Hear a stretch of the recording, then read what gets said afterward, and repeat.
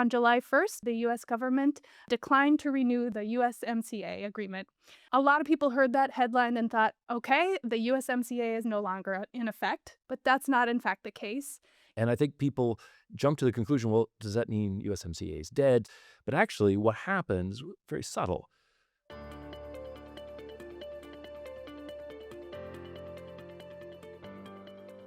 Hi, this is the Brookings Current from the Brookings Podcast Network. I'm Kari Heerman, a senior fellow in economic studies and director of trade and economic statecraft at Brookings. On July 1st, the Office of the U.S. Trade Representative announced that the U.S., quote, did not agree to renew the USMCA in its current form.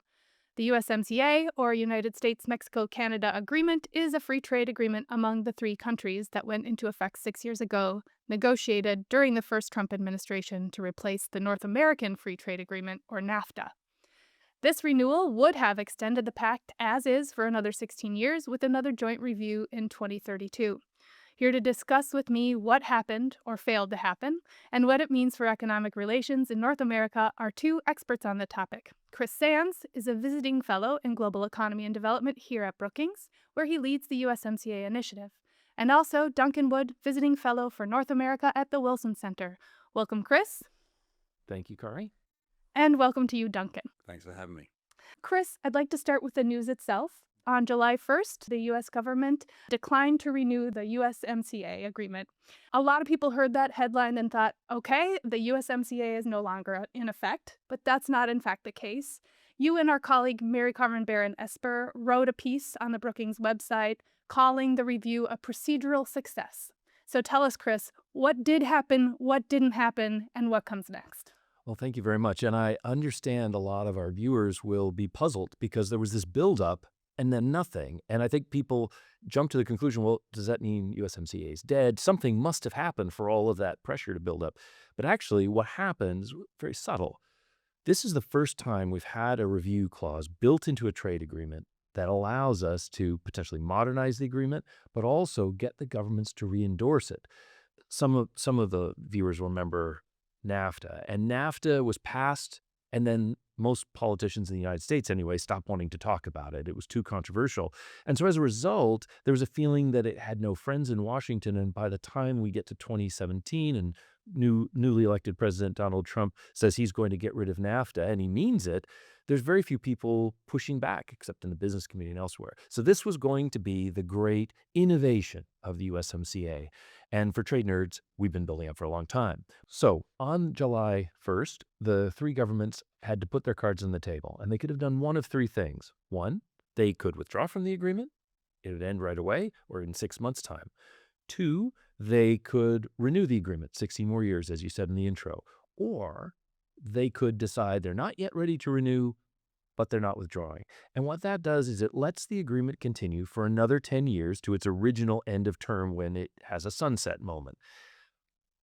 But for all practical purposes, July 2nd was just like July 1. Trade continued, negotiations continued. So there wasn't the big triumph that we might have hoped for, but there is actually some continuity. And the fact that the governments went through all the procedure, they did the examination, they talked to each other, shows that this process may not have reached a renewal conclusion, but it still was faithfully followed by all three governments. And so it gives me hope that we'll be doing this next year and the year after, but we'll get better at it as we go along. Duncan, are you prepared to call this review a procedural success or any other kind of a success?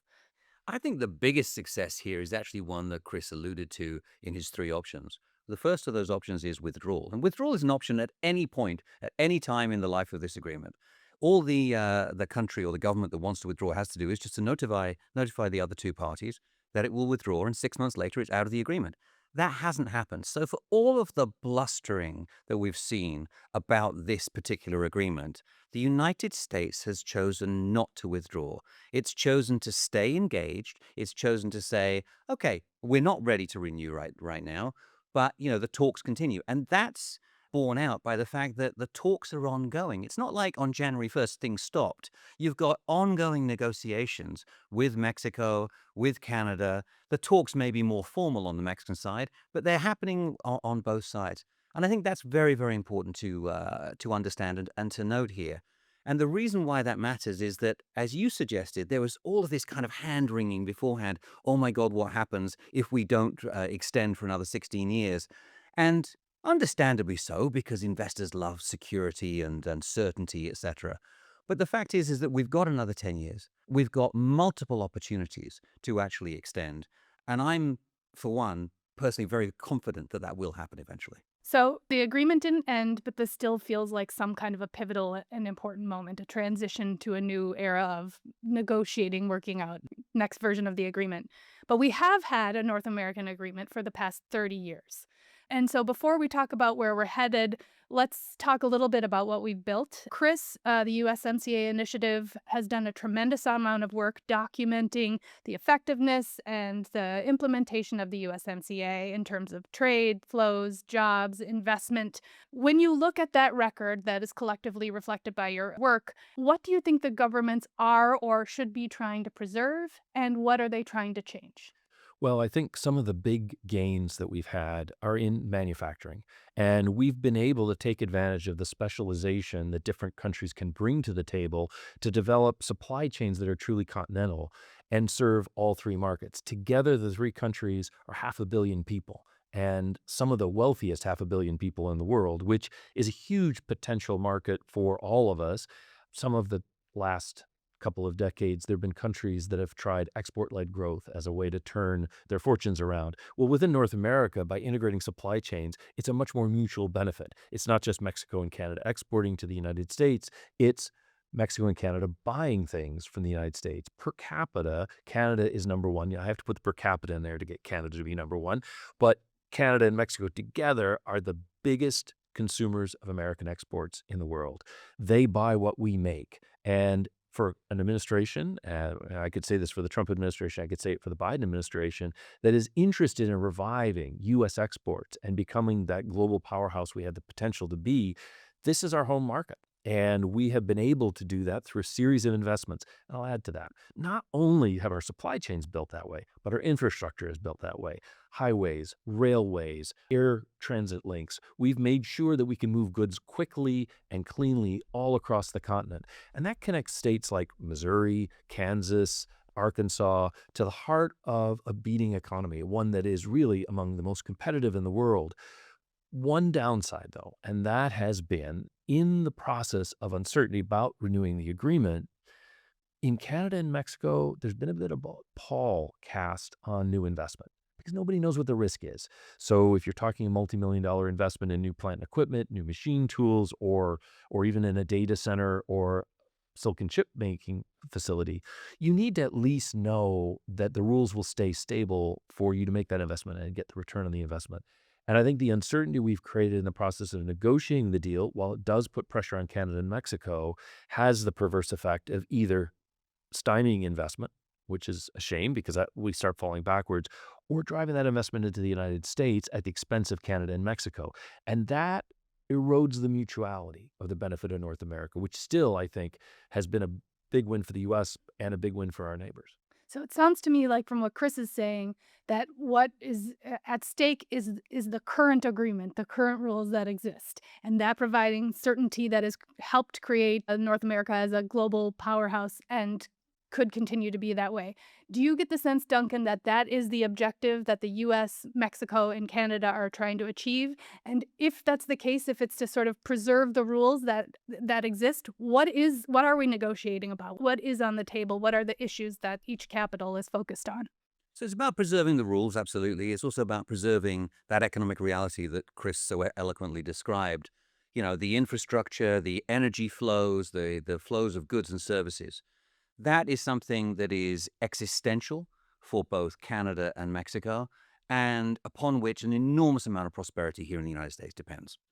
The rules are, of course, integral to that, but the rules themselves in that agreement, they're set, but there is some scope for changing things on the margins. As long as it doesn't require us to go to Congress to ratify an entirely new agreement, then we can change things, and that's what the review process is all about. And I think that some of the issues that we're beginning to hear about, whether it's national content or regional content, whether it is the question of competition with China, I think those are the right kind of conversations to be having at this point in time.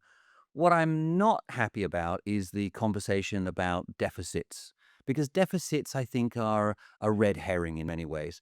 That assumes that there is a zero-sum equation underway here in North America, and I see it very much as a positive-sum game. And part of that is because of the integration of manufacturing platforms. Part of it is because goods flow across borders several times before they end up at market. But I think it's also that so much of the competitiveness of all three countries depends upon this integration of manufacturing and of services and of commodities. And that's something which, as we face a world where China is, really the biggest challenger to the United States in terms of competitiveness and global market share, it's the only way that I see that the United States can really stay in the game. So for the United States, for Washington, though, deficits and balance are on the table. Very fundamentally, when you're looking at what are these countries negotiating it, they are looking for levers to improve what they see as an important element of our economic relationship, which is its balance. But as you pointed out as well, there are these broader challenges that are global, that are less specific to this particular administration. What does our posture vis-a-vis China look like? How do we ensure security of supply for things like critical minerals? These broader issues. Are there specific things that countries are negotiating over, specific tools in either of these buckets that are kind of the things that people should be watching for? I want to pick up on something that's really actually in Duncan's wheelhouse very much because of his past work, and that is just to draw a focus on energy. Now, why energy? Well, energy is the biggest item traded between the United States and Canada. It does go back and forth, but Canadian oil sands oil, LNG, and of course hydroelectricity, which comes down, give Canada a trade deficit with the United States. If it wasn't for energy, Canada would be in the balance. Now, why is that important? If you look around the world, Europe is trying to find alternatives to Russian natural gas, which they've been buying for a long time. They're thinking about nuclear power plants. They're thinking about infrastructure, but they don't have it. If you look at China, the crisis in Iran has led the Straits of Hormuz to be questionable, raised energy prices. So you see countries all over Asia, resource starved, unable to sort of square that equation, and they're really suffering. North America, we don't have this problem. And yes, part of that has been Donald Trump's vision of sort of energy dominance. Let's produce as much as we can. But even so, Canada's supplies have helped to keep us robust and one of the lowest cost places to work. Now, behind that is another thing which relates to sort of basic commodities, and that's critical minerals. There's no doubt that critical minerals are a huge Chinese advantage. They've worked for decades to put themselves not only in the position of having access to minerals, but having processing capacity so that they can use that as a chokehold on the global economy. There is a critical minerals resource base here in North America, but we have to get it out of the ground and we have to get it processed and build an entire critical minerals economy. Something that Duncan's written a lot about, and that I'm very interested in because it was one of the things we thought if they had modernized USMCA, they might have been able to add something on critical minerals that ensured the development of this industry was truly continental and not just an American industry. And I think all of this comes together, whether you talk about energy or basic commodities or critical minerals, it all comes together as part of that equation about how much regional content is going to be in the final product and how much US content is going to be in there. So Chris talked about the fact that Canada exports so much energy to the United States that predominantly goes to the northern states. The United States exports an enormous amount of energy to Mexico. It exports natural gas in massive quantities. Mexico is the single largest consumer of U.S. natural gas. It exports refined petroleum products as well. This is fundamental to Mexico being able to produce manufactured goods, thereby taking on U.S. exports. When you look at the amount of U.S. content that is in goods that are imported into the United States, you compare it between sort of China, for example. The figures that we have is that probably 4% of the value of Chinese imports is originated in the United States. With Canada, the figure, and it's a bit out of date, but is 25%. For Mexico, it's 40%. That's extraordinary. So for every dollar that you import from Mexico into the United States, 40% of its original value started here. Now, those numbers are outdated. As I say, there was a big shift in the second decade of this century, where we began to see that a lot more Asian content was coming in, replacing U.S. goods. And that's part of the conversation today. That's why we're having this conversation over regional and national content. Yeah, that's very interesting, and a way a very sensible economist thinks about what content it is embedded in our imported goods. That is a hard one to get through, and I think you did a great job and a great service for bringing it into this conversation here. One of the questions that I'm often asked about these negotiations from a number of different groups is, should this continue to be a trilateral agreement? After all, we are negotiating many, many bilateral agreements around the world. Should it move to two bilateral agreements? Should the negotiations be happening separately with Mexico, separately with Canada, or should we be pooling things? Can you break down this issue, this question that people are asking, and give us a little insight into it? If you look at USMCA, it is a bit of a hybrid. It's a trilateral chapeau on what are a couple of bilateral agreements. And some provisions affect everyone, but there are annexes and side letters that are really bilateral. For example, there's a chapter that talks about Mexicans' ownership of their hydrocarbons, and that is a big commitment, very important to the Mexicans to have their own chapter. That means that we really don't need to have a debate between two agreements and one agreement. We've got a flexible agreement that allows us to have all that within. But then when you talk about who else should be involved, I think you start getting to the challenge that Europe has and that the World Trade Organization, the WTO, has. Why? Because more people who are around the table, the harder it is to come to consensus. And the beauty of USMCA and before that NAFTA is that you're talking about three partners that share quite a lot of common interest. And so it's easier to move forward. It's easier to modernize and to gain consensus. And that's been much harder for Europe. And in the WTO, which is an important part of world trade, we are having trouble amending the appellate mechanism. That's something that the U.S. has been quite firm about, that it needs reform, that it's been distorted. We've talked about extending it, but in recent years, we've had a lot of plurilateral agreements, ones just for the coalitions of the willing, and we haven't really been advancing liberalization. So I think the three amigos, the three musketeers of North America, however we phrase it, are actually a kind of a smart number. It allows us to do a lot of great things together. One thing is for sure, we would phrase it slightly differently in each country, as we have with the USMCA and CUSMA. We And can't agree on the name of anything, exactly, I know. exactly. So that's where we are. Duncan, it strikes me that Canada and Mexico do seem to be engaging in this process vis-a-vis the United States quite differently. They seem to be following different strategy. Can you give us some insight into this, where it's coming from, and what their different strategies look like? First of all, I would just point out the fact that these two bilateral negotiations the United States is having, with one with Mexico, one with Canada, that was entirely expected. That's how the original USMCA was negotiated. The United States came to a deal first with Mexico, and then Canada kind of came on board. It's not surprising at all, and it's very much the mark of the negotiating tactics of this administration in the United States. Secondly, why are they so different? Well, I would say that the Mexicans have made this decision that the USMCA is an existential issue for them, and that they're willing to give up a lot of things in order to make sure that the agreement continues. And that means issues on many different dimensions or axes of the relationship. So one is security.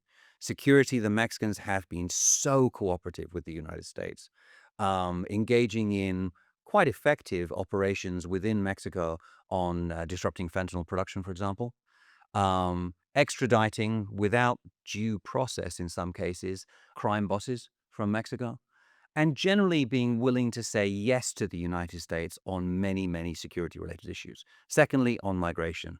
Mexico continues to play a fundamentally important role in stopping Central American migration coming up and transversing through Mexico. On third issue, Mexico has been very willing to change its overall trade stance with the rest of the world to try to exclude as many Chinese goods as possible. And those have been specific requests. Now, some people, and I would put myself in this camp, argue that Mexico believes that it's doing this in order to get the USMCA extension, and that hasn't worked. They're still in the game, the conversation still goes on, but I think there is a growing realization in Mexico that just because you give what the United States is asking for, it doesn't mean they're going to give you something in exchange. There is no quid pro quo sometimes. And so that's, I think, a little nagging doubt that's there in the minds of many people in Mexico. Canada has gone the opposite direction, of course. I mean, Mark Carney has come out, he's become this sort of fated figure around the world for his recognition that the international system is not what it used to be. And he's really highlighted the need for autonomy, independence. But that's a controversial issue. Because, of course, as we all know, Canada's economy depends so heavily upon that integration with the United States. So there's only so far you can push it. But it's so far, I would say, it's not an unsuccessful negotiating tactic on the part of the Canadians. Well, this has been a really interesting talk. I want to just finish with one last question, brief answer from both of you. For listeners who want to watch this review and keep up with it over the next year, what should they be paying attention to?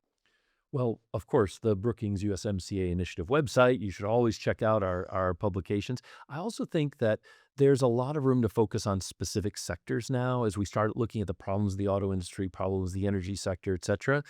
Problem for agriculture, which you wrote on for our last USMCA Forward 2026 piece. We talk about the macroeconomy, but really this is a series of very specific needs for different sectors. And I think that's important because Congress is important. And Congress has taken a back seat on these negotiations, but they do have a lot of ability to influence trade policy. And we have 2 years left of the current Trump administration. Who knows what comes beyond? But the idea that Congress is going to remain in the backdrop when so much is at stake strikes me as unlikely. And in the coming years, if you understand the sectors that drive the states and the provinces across North America, you will start understanding how the agenda is getting set. That's an excellent point, Chris. This doesn't show up as a massive part of the headline macroeconomy, but at the industry level, it can be existential. Duncan, what should our listeners be following? I think it's the evolution of the negotiating tactics from both Canada and Mexico. I believe there's now a growing realization that what makes sense is now to push this beyond the Trump administration. In other words, delay as much as possible. We have the rules in place. It's not completely certain, so investors are a bit, nervous about that. But let's keep it going, and then hopefully, fingers crossed, as the next administration comes in, there is a more open approach to the USMCA, and that in fact you can get a better deal by waiting. The other thing that I would say that people should look out for is that on Sunday in the World Cup final, Madonna is going to be singing United States. Justin Bieber is going to be singing Canada. Where's the Mexican singer? Shakira is not Mexican.